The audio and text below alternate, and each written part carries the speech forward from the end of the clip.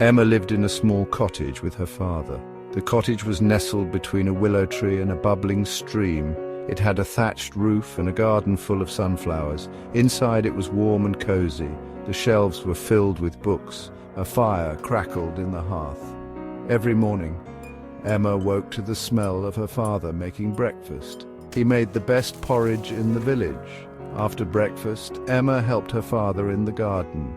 They watered the sunflowers and chased butterflies. In the afternoons, Emma would sit by the window and read. Her father would often join her, telling her stories of faraway lands. Emma loved her father very much. He was kind and gentle, with eyes that twinkled like the stars. He had taught her everything she knew. He was her whole world.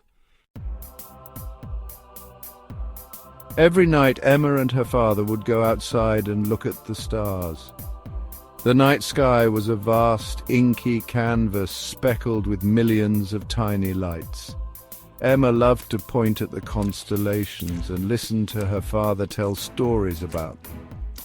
He knew all the stories about the Great Bear, the Little Bear, and the Milky Way.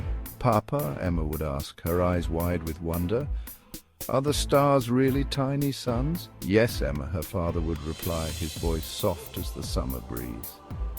"Each one is a giant ball of fire burning brightly in the darkness." Emma would giggle and snuggle closer to her father. She loved the way he explained things, making them sound magical and real at the same time. She wished she could reach up and touch the stars to feel their warmth on her skin.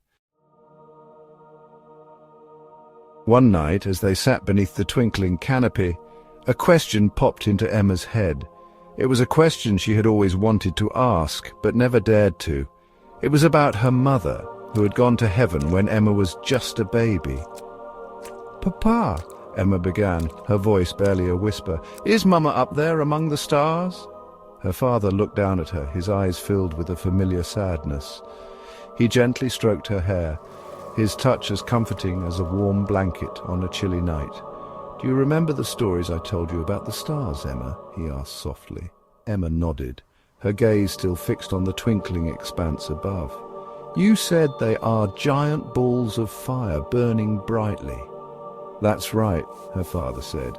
"But stars are more than just fire, Emma. They are also light, and light shines brightest in the darkness."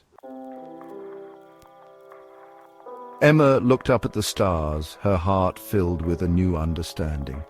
"So Mama is like a star?" she asked, her voice filled with awe. "She shines her light on us even though we can't see her?" Her father smiled, a single tear tracing a path down his cheek. "Yes, Emma," he whispered, "your mother is like the brightest star in the sky. She is always watching over us, her love shining down like a beacon in the night." From that night on, whenever Emma felt alone or scared, she would go outside and look for the brightest star in the sky. It was her mother's star, a constant reminder that even though she was gone, her love would always be with them. And in the quiet stillness of the night, Emma could almost hear her mother's voice whispering on the wind, "I love you, my darling girl. Always remember that you are loved."